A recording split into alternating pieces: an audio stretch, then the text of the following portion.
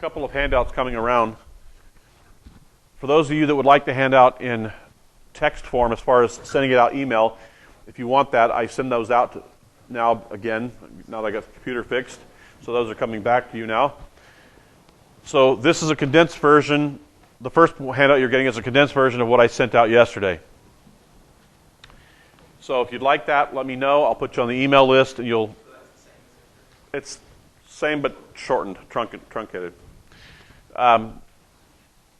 There's another handout that wasn't in your email yesterday that's also coming around, dealing with the Nazirite vow. We have before us two very interesting texts today. Numbers chapter 5, verses 11 and following to the end of the chapter, dealing with what's called in Hebrew sotah, S-O-T-A-H, sotah. The woman suspected of adultery. So we're going to look at this particular text, and then we'll go to chapter 6 and look at the Nazirite vow. So the handout you have coming around at the top says, our Torah text will no doubt strike the Western reader as not a little odd. A suspected affair is uncovered by having the woman, that is the wife, drink a concoction of water, dust, and ink from the tabernacle precincts. While many of the ancient Near Eastern methods seem strange to our sensibilities, God chose to willingly work within them. Just as the casting of lots may seem like random chance, its every decision is from the Lord, Proverbs 16:31. There is an important lesson for us at the outset of this text. We must not look at the methods used, but at who is using the method. We must never allow ourselves to put God in a box and confine Him to our prescribed way of doing things. Our ways are not His ways, and our thoughts are not His thoughts. That's from Isaiah 55. Here's an example of this. A classic example of this is in the prophetic section of the Hebrew Scripture.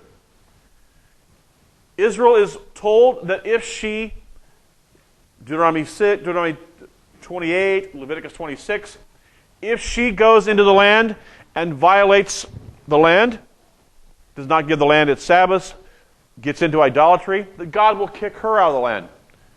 Then what happens? God uses foreign nations that are idolatrous nations to drive Israel out. And Israel looks at this and says, that just doesn't seem right. How can these people that are worse than us, that are idolatrous, they're worse sinners than we are, you're going to use them to drive us out? And God says, yes, exactly what I'm going to do. And they looked at the method God was using and the means and said, well, that just seems not right. And God says, you know what? That's the way I'm doing it.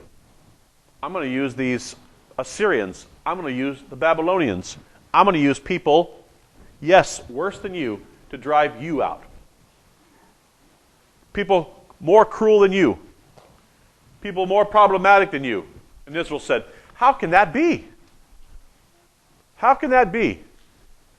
So sometimes we look at the method that God uses or the means that God uses and we question whether or not it's the right way.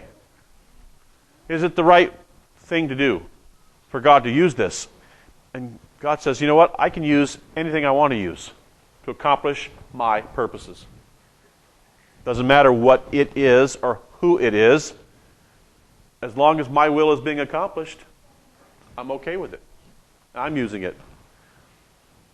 So here at the outset, we have some very interesting text. Look at the handout. The phrase sons of Israel can also be translated children or people. It is obvious from the context that this text affects more than just men, since the woman will be the one undergoing the ordeal. The word used for turn away is used elsewhere of harlotry. By implication, the woman who has had an affair is compared to the harlot who seduces men for money. The final wording of verse 12 is translated, and broken faith with him, i.e. that is the husband. The word ma'al is used of idolatry, that is, of straying after other gods, and by extension, the straying after other men. And thus, from here on out, from the time of Sinai forward, God can speak of His people when they enter into idolatry as whoring after other gods and as if going into idolatry. And thus we had our text in Hosea 4:11 where Hosea compares the people of Israel to fornicators or to those who are committing idolatry. He compares them with those who are straying away from their husband. And Jeremiah 31 talks about Israel. He says, though I was a husband to you. So the whole picture of Mount Sinai with the giving of the commandments, it's the covenant document. The commandments are the covenant document. So he entered into marriage with his people. So if they go into idolatry, it's as if they are whoring after other gods. And this language will be used by the prophets all through the text. Now look what he says. Look what I say. He says, the unfaithful or adulterous wife is a recurring motif of Israel's prophets as they chided the people for idolatry. In Hebrew thinking, idolatry and immorality are two sides of the same coin. Where one finds one, the other is not far behind. Immorality and idolatry are inextricably linked. If a person is idolatrous, you can bet before too long there will be immorality. Okay, they're linked in the text all the way through. It is for this reason that our Haftorah section of Hosea deals with the idolatry and immorality that had strangled the nation of Israel. To Hosea could be added Jeremiah 3:8 and Ezekiel 23:37 and many more. The more Israel got involved with idolatry, the more she got involved with immorality.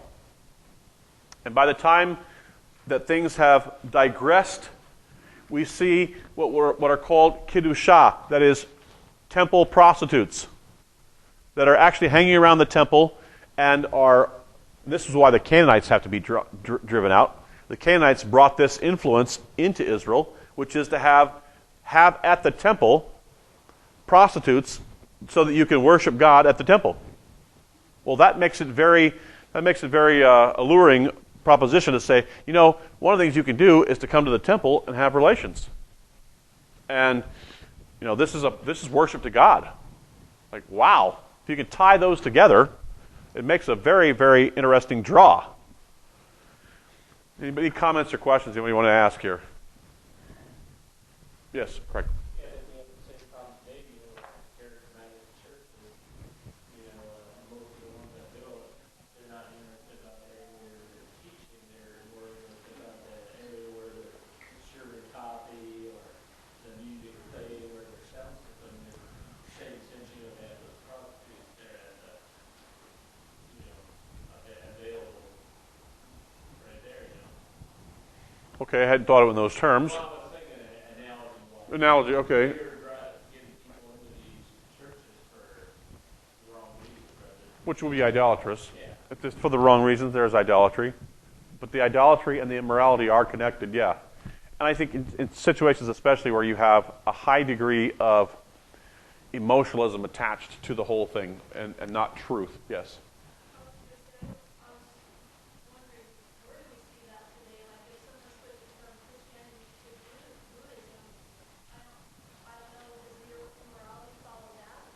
I think it does.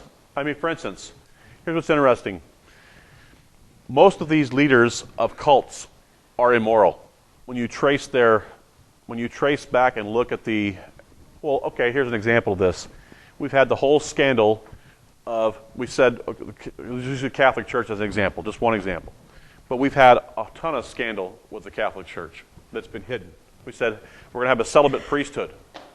Well, we've had multiple books written in the last few years uncovering all of how nuns were getting pregnant, how priests were getting people pregnant, all kinds of nonsense.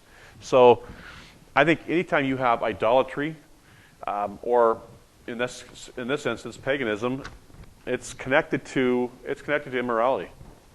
There's immorality somewhere. Show me idolatry and I'll find you the immorality. Could be spiritual, but I think it works itself. I think most of the times it works itself out in the physical. I think most of the times. Not all the time, but I think most it does. You look at these. You look at most of your cult leaders. Most of your cult leaders are rampant with immorality. Moonies, Branch Davidians, David Koresh, all these cult leaders that were leading people. I mean, rampant immorality and promoting it themselves, personally immoral, and then also promoting it within their teaching. Like, it's rife with it. I mean, now I'm not saying everyone is in that movement, but the leaders certainly move that direction. Yeah.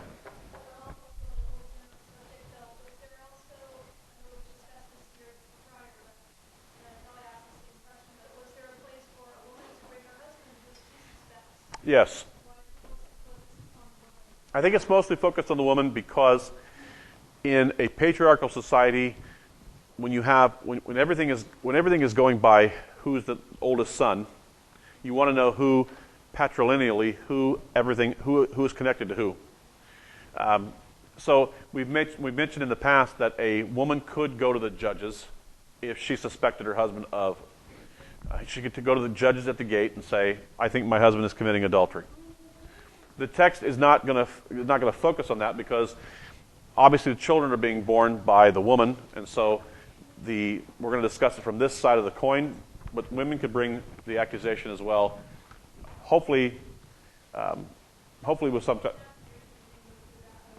It doesn't list him as the one going through the ordeal. No. It's harder to prove. Here's why. Women get pregnant. I mean, that's just the truth of the. So we can, if the husband knows that he's not the. Let's say he's off to battle. That's true. It's very true. God knows, and I think. Right. It's a little more obvious if she gets pregnant. I mean, that's obvious. If he's been off to war and he comes back and his wife's pregnant, he's like, it's like something's happened here, and I wasn't the one involved. So I mean, I think because of the patrilineal approach, the land going to the sons, you want to make sure that the line is pure, and the way you can stop it with the woman.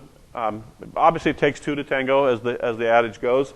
So, I think the woman could take the man. As I understand it, the woman could take the man to the judges at the gate and say, "I think he's been immoral," with witnesses. Yes.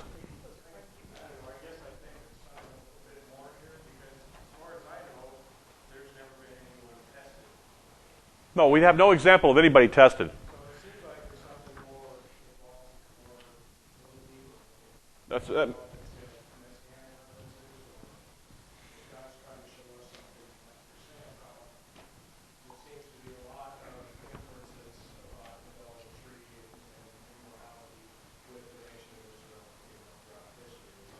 Yeah, there is a lot here, I think, and the fact that it's connected to the Nazarite vow. We're going to talk about that in just a moment. You have some connections there. We'll get to that in a second. Yes.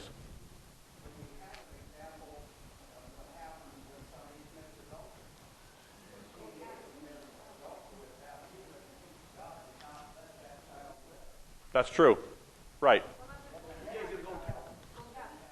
And with David's situation, the prophet went. Now, admittedly, we're dealing with a king, so God reveals. She gets pregnant. God reveals to the prophet Nathan that David has sinned. Nathan goes into David, confronts him. David confesses his sin, and then God says, "Because of this, David, I can do some different things to you. What do you want to happen?" David gets to choose his punishment. What he chooses is for basic destruction to happen to his family. His family starts to deteriorate, and you watch the whole thing unfold. And the child born to her is stillborn. So God judges this. Yes.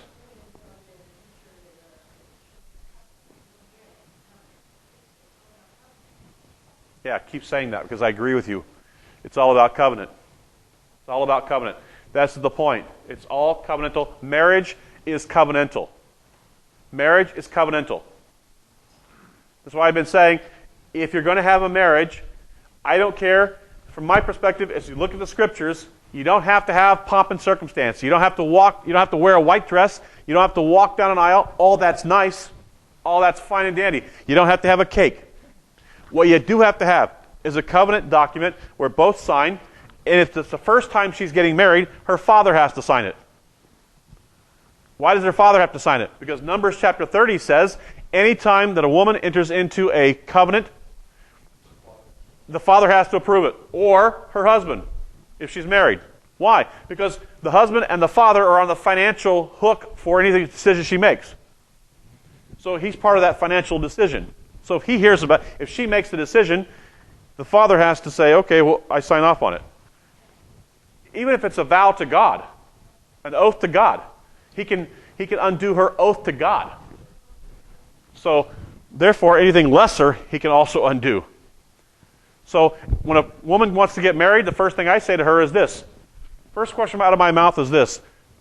Do you have your father's approval? And if she says to me no, I say, sorry, not helping you. Yes. You would go to, yes, great question. Her question is, if you don't have a father, does it go to the oldest brother? And yes, we have an example in the text of this where, I'm not remembering where it's at right now, but yes, it goes to the oldest brother to say, no, actually it goes to the oldest brother within that family first. Immediate family. And if there's no brothers, then it would go to basically an uncle, one of your father's brothers.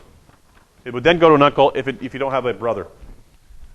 So in other words, somebody's standing up to say, okay, the family, in a sense, representing the family is releasing this person to this other family. The only person not covered under that is a Widow and divorcees.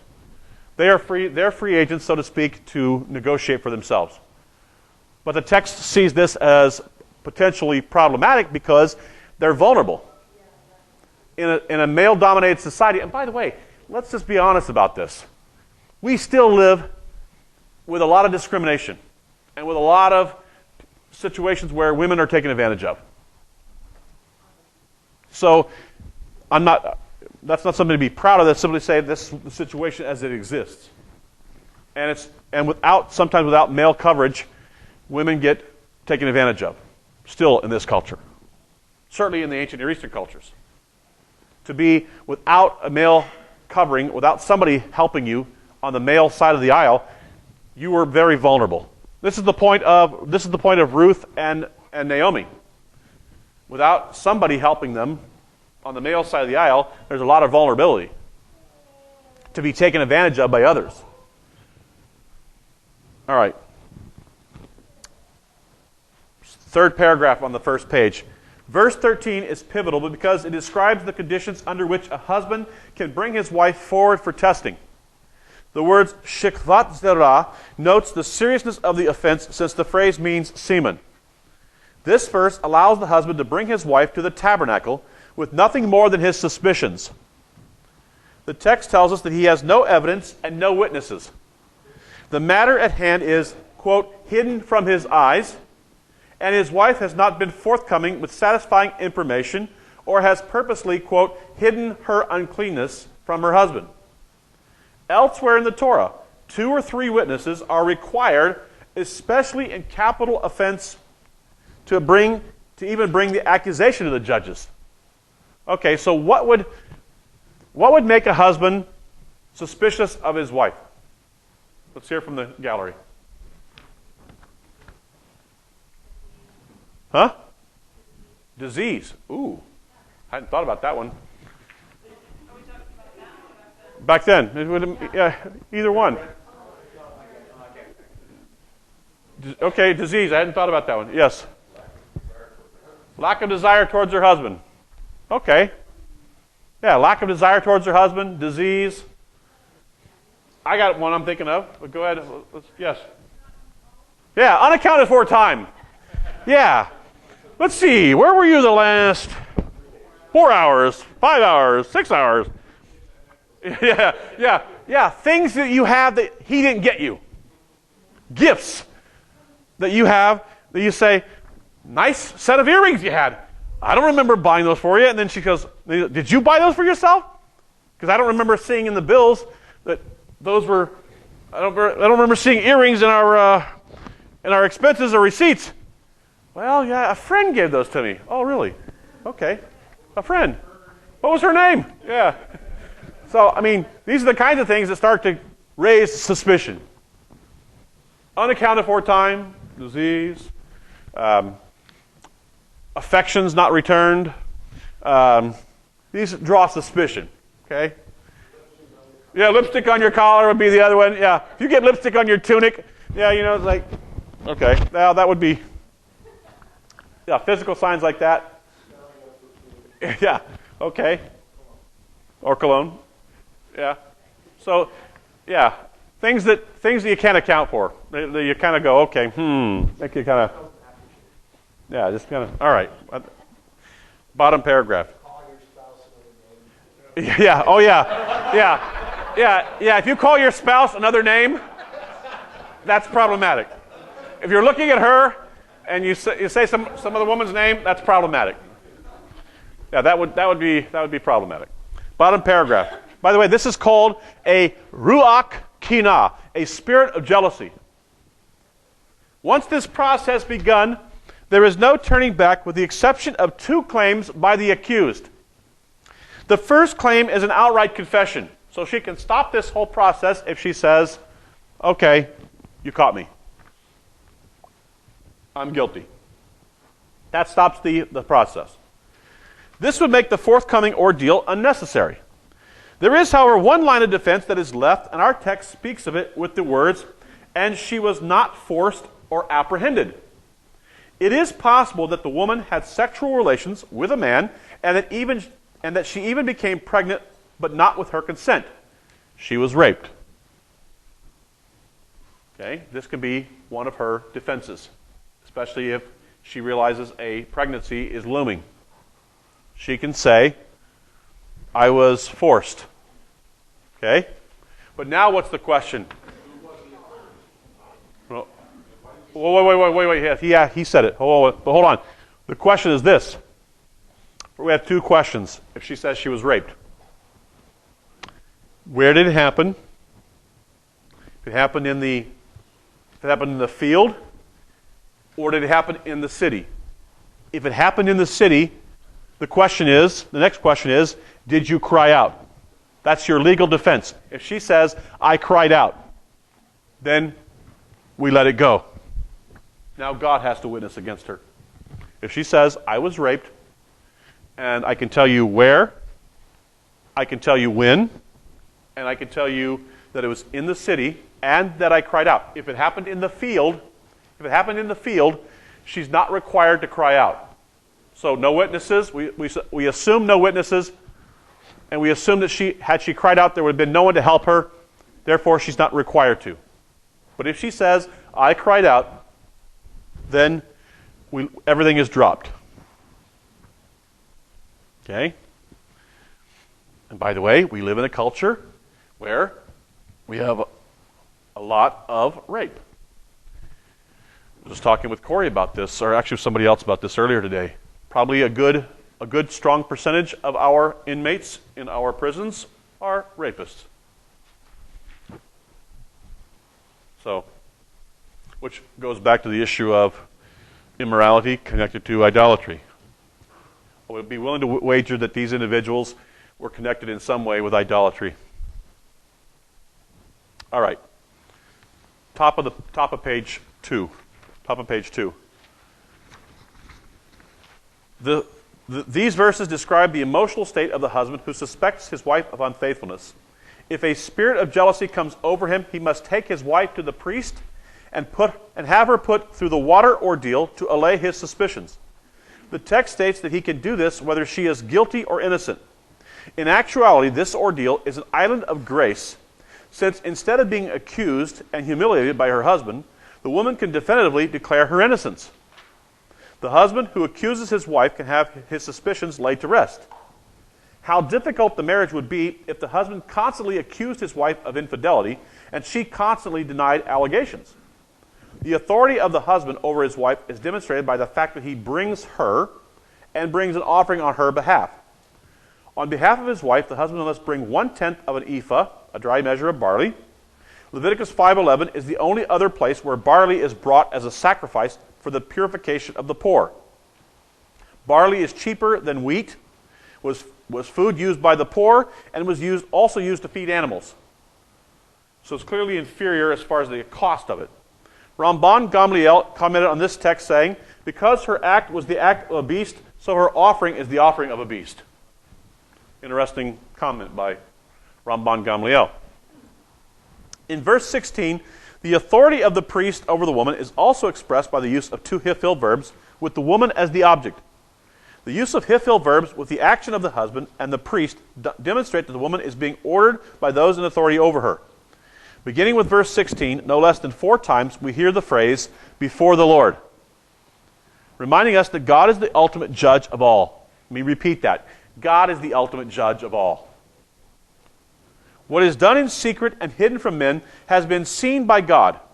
He knows all and sees all, and thus he will be the final judge. We may fool our family and we may fool our community, but we will not fool God. Verse 17 is out of chronological sequence since the procedure is started in verse 18, but the actions of verse 17 have been prepared earlier. Verse 18 begins the same way verse 16 ended. In Hebrew narrative, when one breaks off from the main thought line, you can bring the chronology back by repeating the last phrase with which you left off. Verse 17 has the priest preparing the bitter water by placing dust from the tabernacle floor into an earthen vessel and mixing the two. There have been conjectures of where the water came from, and the most obvious answer is the laver. The first thing that the priest did after placing the woman before the Lord was to uncover her head as a sign of shame. Others who had the same treatment were those in mourning or those with a skin disorder. Next, the priest would place the sacrifice that her husband had brought for her into her hands. After reciting a curse on the woman, the priest would then write down the same curse on a scroll. Once the curse was written on the scroll was washed, and ink from the scroll was added to the water dust already mixed. The woman then responds to the curse by saying, Amen, Amen, for emphatic effect. The priest then causes the woman to drink the water concoction of dust, ink, and water. Within the curse is the effect that the drinking of the bitter water is to have on the woman. Should the woman be guilty, then her belly would distend, quote, and her thigh would, quote, sag. Whatever the precise medical conditions being described, we cannot be sure of, but suffice to note that the word thigh is often a euphemism for sexual organs. The word distend is of possible Akkadian origin, meaning flood, and would mean that the woman's uterus would be flooded and thus bring about a miscarriage. The end result of the drinking of this water is that if guilty, the woman would have a premature abortion of the fetus, but she would not die. If the woman is not guilty, then she will live, and the fetus in her will also be allowed to live. Okay? So, very interesting text. Again, we have no example of it being used. So we just don't have any. Unlike the next text we're going to look at, we have no example of this being done. But it shows to me the seriousness with which God placed on marriage. To say, marriage is a very serious thing, and why? Because it's a picture of God's relationship with his people. That covenantal bond and the same passion and the same desire, all that going into this relationship is the same that God has for his people. And there's a covenant bond there. And so this covenant should not be easily broken. So you see the seriousness with which God takes this. And so it allows for a situation where we don't have any witnesses. We don't have any tangible evidence for truth to be found. Okay? And it's a very odd thing.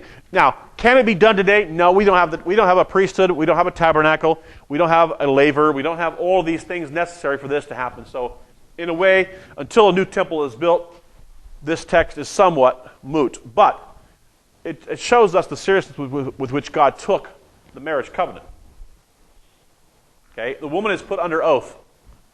The very fact that she's put under oath connects it with the next chapter. Take the handout you've got that's called the Nazirite vow. Numbers and the Nazirite vow. Numbers and the Nazirite vow. So the purpose of the vow. The purpose of the vow.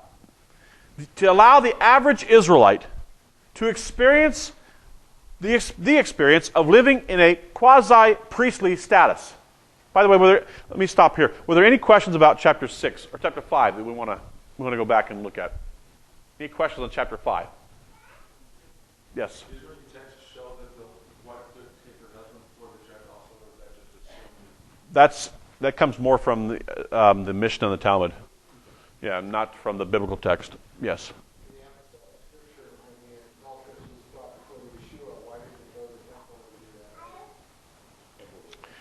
Yeah, it's interesting that in John chapter 10, where's that text at?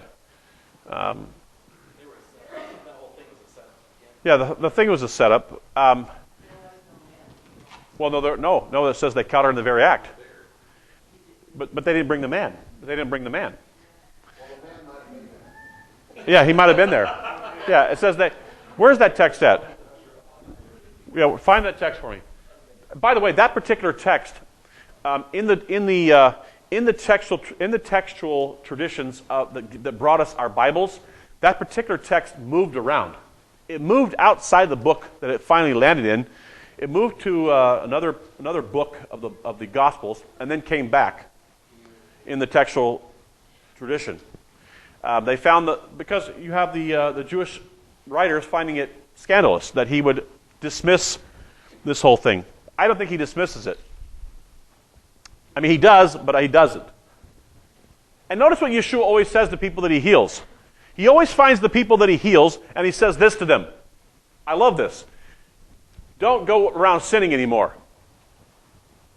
Don't think that because I healed you, that this is a new lease to continue in sin. He finds the people or tells the people that he's healed, don't sin anymore. Don't continue this lifestyle. Okay? John 8. Okay, look at John chapter 8. John chapter 8. This also, like I said, found its way into, I believe, Luke. At one point, it left. Okay, but where's it at now? It's in Matthew, right? Or John? John 8. Okay, so John 8. Yeah, see, John 8, verse 1. Now early in the morning he came into the temple, and all the people came to him, and he sat down and taught them. Then the scribes and Pharisees brought to him a woman caught in adultery. And when they had set her in the midst, they said to him, Teacher, this woman was caught in adultery in the very act. Okay, in the very act. Wow. Then the first question that you think is, okay, where's the guy? I mean, if you guys were there, what were they doing? I mean, so he says this. Teacher, this woman was caught in adultery in the very act. Now Moses in the Torah commanded us that such should be stoned. But what do you say? They said this, testing him, that they might have something of which to accuse him. But Yeshua stooped down and wrote on the ground with his finger as though he did not hear. Now there's been all kinds of speculation as to what it meant when he wrote. What did he write and what does it mean? There's only one place in the Hebrew Scripture that we have somebody writing in the dirt. And I think he may be alluding to this one. It's Jeremiah chapter 17, verse 13. I'm going to read it for you. This is Jeremiah chapter 17 and verse 13. Jeremiah chapter 17, verse 13 says this. O Lord, the hope of Israel, all who forsake you shall be ashamed. Those who depart from me shall be written in the earth, because they have forsaken the Lord, the fountain of living waters. Okay? So, I think that maybe by his action he's alluding back to this verse. Okay? Which speaks of those who rebel. Okay? And their name will be written in the earth. So he reaches down, Yeshua does, writes in the dirt. It says, verse 7, so when they continued asking him, he raised himself up and said to them, Who is without sin among you? Let him throw a stone at her first. Now, what is he alluding to here? He's alluding to Deuteronomy 13:9 and Deuteronomy 17:7, which says this, that those who are the witnesses must be the ones to cast the first stone. Before anybody else can throw theirs, the witnesses have to cast stones first. If they don't throw theirs, nobody else can throw theirs.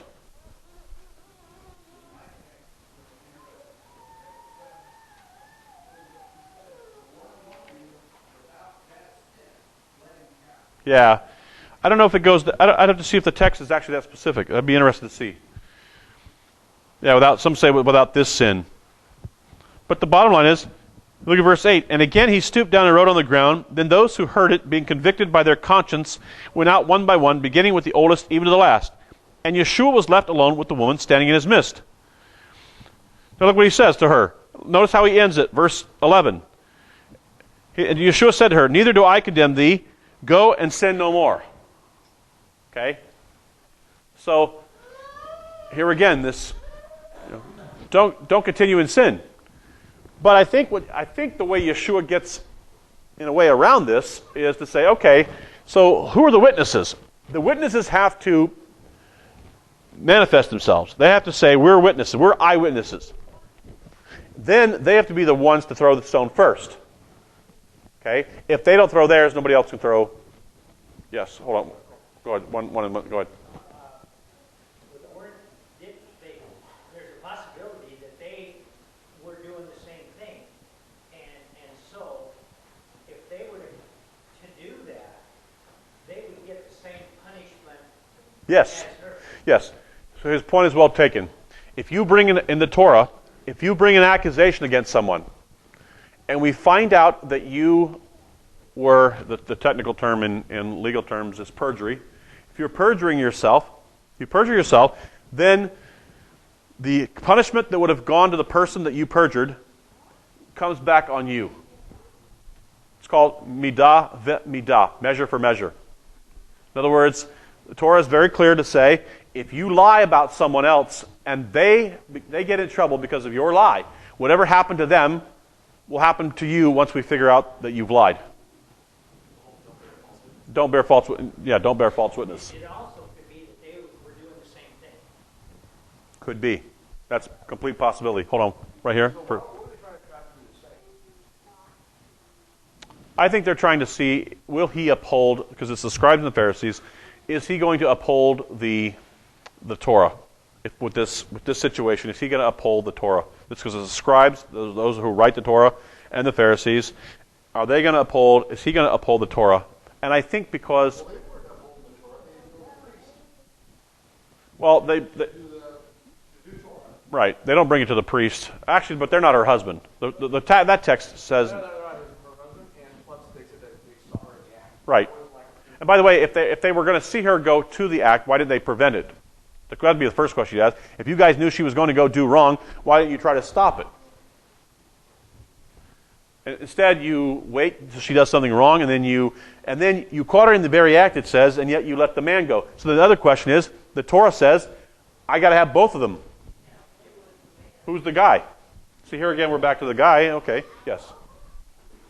I think in this sense, Yeshua was telling them in their heart that every one of them was guilty also, because he says that if you break one of the laws, you're guilty of all of them. Sure. In essence, they were all guilty. Yeah, there's an essence of that in this as well, to be sure. All right. Yes.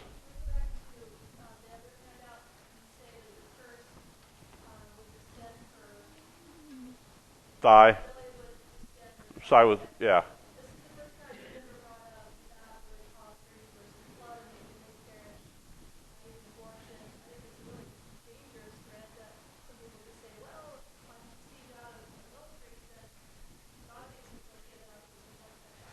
Yeah, and my comment to that would be this, that this is a situation, first of all, like we said earlier, you're right, somebody could take it that way, that this is a situation where a woman is brought before a priest at the tabernacle. This is all done before God, so that this is all, the temple is being used in the sense that the water from the temple is being used, the dust from the tabernacle floor, the ink from the curse. We're not doing that anymore. So, yes, God can cause an abortion if God chooses to do that, but he may choose not to. So we leave it in the hands of God. It's not for us to... The whole decision is being put into his hands. not for somebody else to do. That would be the key for me, is that this is, if this happens, it's not because, it's because she's guilty. Not because, and because God is the one allowing it to happen. Look, if she drinks some water and some ink, most of the time, not going to do anything to her. So it's some dust and some water and some ink. What's the big deal? Really? I mean, the judgment's from God. It's just basically so that she knows, she sees what she's taking eternally, the curses, so to speak, the judgment up in her internally. And all of this is coming from the tabernacle in front of the priest before the Lord. They keep saying before the Lord, before the Lord. So whatever happens to her physically comes from God, not from her going out and doing this to herself. So that would be my.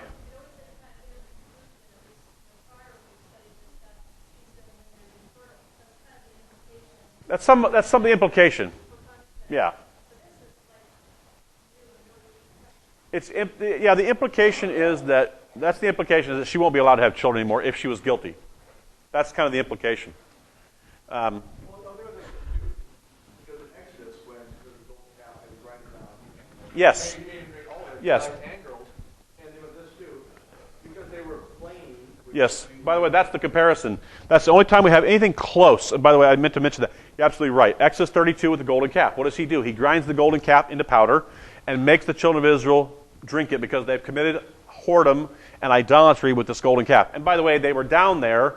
Here again, idolatry, golden calf, and it says, the text says they were playing, which I take it that the playing there was immorality. And when you think about okay, so they're taking this in, even if it does mean that if there's a fetus there and it's being aborted, it's God's, it's not ours. Right. And then when it does happen, if you do this with the golden calf, did you want to have one of the generation be born out of idolatry? Right. And this is the kind of His choice on ours. right. And so this is the only. Yes, definitely. Yes. But I'm saying the point of the punishment was to say that they melt down this and grind to powder this golden calf, and he makes them drink it. It was kind of the same ordeal, the same kind of ordeal that you have in this situation, because again there had been idolatry and immorality. So both have come together again, and these texts are kind of. But we never see a case where a woman is actually brought, and this actually all playing out specifically. Yes. This is a new parallel in the new covenant, because God says, I write my Torah on the innermost part. So when Yeshua said, this is the covenant, it's blood. And he said, eat the bread, eat the Torah, eat the manna of heaven. That's also being consumed in the innermost part. So he's saying that, it's similar, it's kind of the opposite of. Okay. I had not tried to correlate those two, but that's an interesting parallel. He was saying the Torah is going to be written on our heart, and so.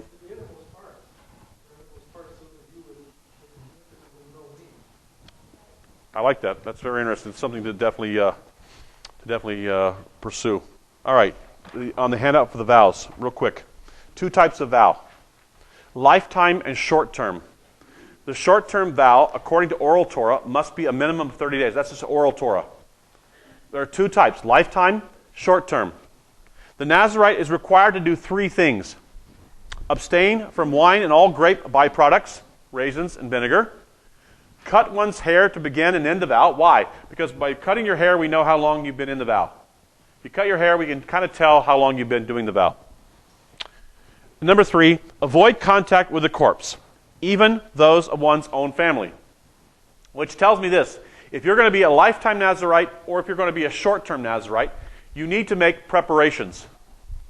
Okay, so let's say you're the oldest son responsible for burying your parents. If you go into a Nazirite vow, you're going to have to make sure that somebody else is going to do that for you when you're in the vow. If the Nazirite accidentally violates the terms of the vow, then he or she must shave their head, offer a sacrifice, do a mikvah, and then resume the vow. Okay? To complete a short-term Nazirite vow, the following offerings or sacrifices must be brought by the Nazirite: an olah, a whole burnt offering, 1-year-old lamb. A chatat, purification offering, 1-year-old lamb. A shelomim, peace offering, 1-year-old ram. A mincha, a grain offering. And then you must cut the hair, and it also goes on the altar, as a way of saying the time I've spent in the vow is given to God. Okay? Now, check this out. We don't have time to look at all these, but I want to look at Acts 21. Look at Acts chapter 21. Acts chapter 21.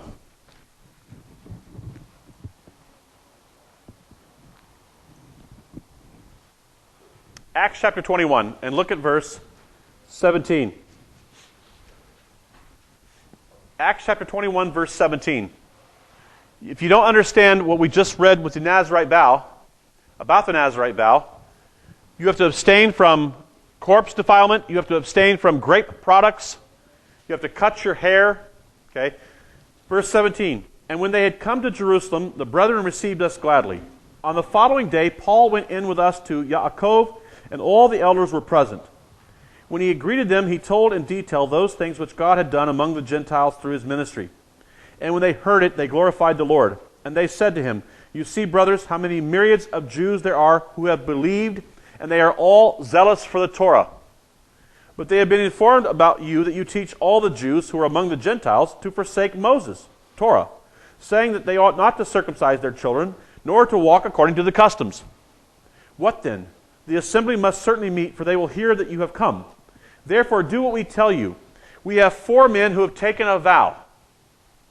Take them and be purified with them, and pay their expenses, so that they may shave their heads, and that all may know that those things of which they were informed concerning you are nothing, but that you yourself also walk orderly and keep the Torah. But concerning the Gentiles who believe, we have written and decided that they should observe no such thing, except that they should keep themselves from things offered to idols, from blood, from things strangled, and from sexual immorality. Notice idols and immorality are again in the same text. Then Paul took them in, and the next day, having purified with them, entered the temple to announce the expiration of the days of purification, at which time an offering should be made for each one of them. So, here's Paul helping these 4 individuals, and you see how much he has to pay. Numbers 1 through 5. An olah, a katat, a shelomim, a mincha, all of those he has to provide for 4 individuals. As a way of demonstrating, listen to what I'm saying, of demonstrating that he still believed that the Torah was valid. He's still offering the sacrifices at the temple long after Yeshua is dead. Let me say it this way. The temple wasn't the problem. The sacrifices aren't the problem. The problem are the people. Usually. Well, I would say always. The problem is always the people. Us. It's not the priests are problems too. They're people too. They're problems. The priests are problems. The people are a problem. The sacrifice. Everybody wants to say, well, the problem is the sacrifices. You know, the sacrifices are a problem. No, the sacrifices aren't a problem. The temple's a problem. The temple's the problem. No, the temple's not a problem. People in the temple are a problem. People coming to the temple are a problem. Priests in the temple are a problem. They're the ones who are idolaters. But Paul, in very good Hebraic fashion, does not hold a press conference to say, this is what I believe. He doesn't even write it down, what he believes. What you believe is not about what you write down. What you believe is not about any other thing than what you do. That's what you believe. What you do. So Paul goes to the temple and says, hey, there's 4 guys whose vow is coming due. I want to help pay their Nazirite vow. And everybody's going to hear about this. Hey, did you hear what happened? Paul just paid 4 guys Nazirite vow. So this stuff about him not believing in Moses and thinking Moses is done away with, that must not be true, because he just went to the temple. He just offered the sacrifices. He just helped 4 guys do the Nazirite vow. I mean, that's the mega sacrifice. You don't get a bigger sacrifice than this right here. All 5 of those things have to happen simultaneously.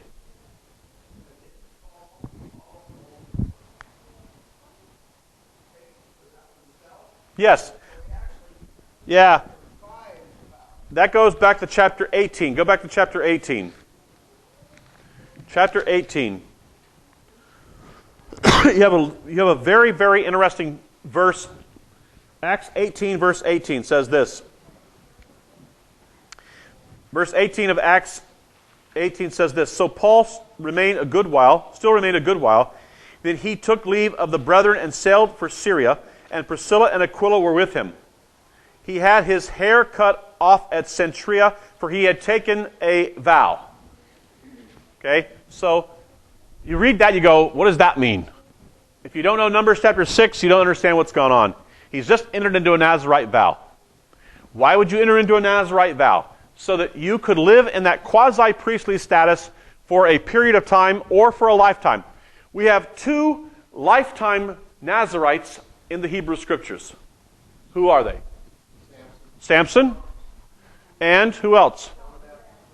Yochanan, well, that's in the apostolic. Who else is in the... Huh? There's 2 in the Hebrew Scriptures that took lifetime. Samson is one. Well, what does he do? He touches the carcass of a lion. Right? It takes a donkey's jawbone to kill 1,000 Philistines. This guy doesn't take the vow seriously. There's one other individual, Samuel.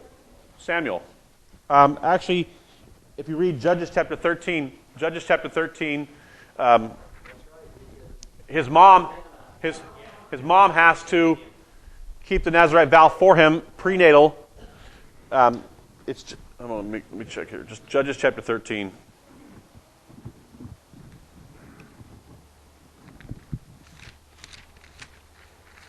Judges chapter 13. Yeah, it's Manoah and his wife, and then and also Samuel also has a Nazirite vow. Now, no, not Hannah. It's Manoah and his wife here. She does, and then also Samuel's mother, I believe. Was that Hannah? Okay, it's Hannah. Okay, yes. And who else in the apostolic scriptures? Apostolic scriptures, real quick. Yeshua, possibly, and also Yochanan. Yeah, that took a Nazirite vow for a lifetime. Yeshua, I don't think did a lifetime. I think he does. I think he did some along the way. We have some indication he did some along the way. And in fact, he says something very interesting at what we call the Last Supper. He says, "I won't take any wine again until I come back into the kingdom." So very interesting there. There was a question? Yes. Someone was under a vow, they still didn't serve the No. temple. It basically allowed a person who was a non-Levite, a non-Cohen, non-Levite, to, in a sense, live in this exalted status. By the way, what did this do? The Nazirite vow, because you have a lifetime and you have a short term. By the time we get to the first century, you have the Pharisees taking this concept, and they start applying it to everybody and saying everybody should live all the time in a quasi-priestly status. This is why we have who is told, for instance, who is told in the Hebrew Scriptures that they must wash their hands? The priests. First thing they do when they go in the temple, they must go up to the laver and wash their hands. That's the only ones commanded to wash their hands. By the time of the first century, the Pharisees are saying before anybody eats anything, everybody must wash their hands, because all of Jerusalem is, in a sense, this new temple. So we're all living in the temple. So everybody is a quasi-priest, and therefore everybody, before they eat, must wash their hands. Really? Well, the Qumran community was doing the same thing. Hyper mikvah, a lot of washing and ablutions. So you see this desire to expand the temple and expand the priesthood beyond just the Kohanim and the Levites. Okay, the Torah opened that door, so to speak. They kind of they kicked the door down. Any questions or comments? Yes. You said a long time. I have a note here that it's actually 25 years after Yeshua About 25, yeah. Because Paul starts writing in about early 50s, 55, around there, 50, 55. So, he dies in 67, so 68 thereabouts. So, let's say Yeshua's 30, 35. So, we're at 20, 25 years after. Yes. The temple had to be in existence for them to take the Nazareth. Yes. Yes. So it would prevent that same thing from happening today unless the temple Correct. unless there were. Right. You can't complete the vow. The only thing a person could do now is enter a lifetime Nazirite vow, and then you'd have to say, I could complete that in a rebuilt temple or in the new, if we have a new temple, yes. But there's no way to complete it, to do a short term. Yes.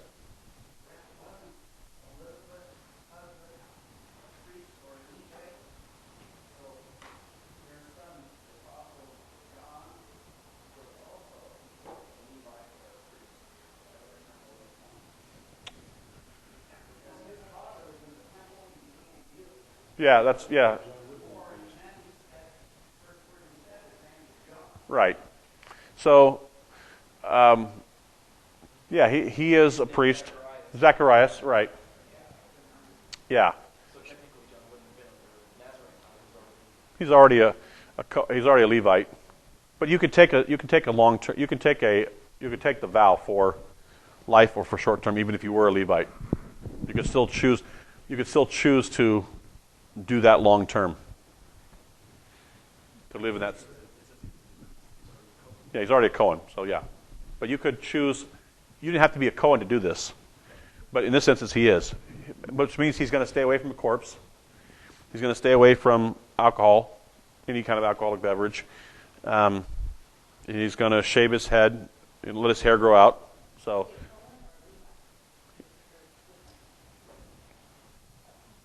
It says in 5, the days of Aaron the king of Judea, there was a certain priest named Zacharias, the daily courts of Abijah, and his wife was the daughters of Aaron, and her name was Elizabeth. I'm going to. So it looks like he was a daughter.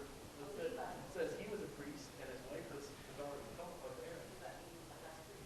No, you're not a high priest. Not a high priest. It has to be because they can only be in the temple once in their lifetime to do the thing that the priest does. And remember, if you look at it, you see that was the time. Yeah, it's a rotation. Yeah. I think he's a priest. I don't think, based on this text, I think he's a priest, but he's not. Not the high priest.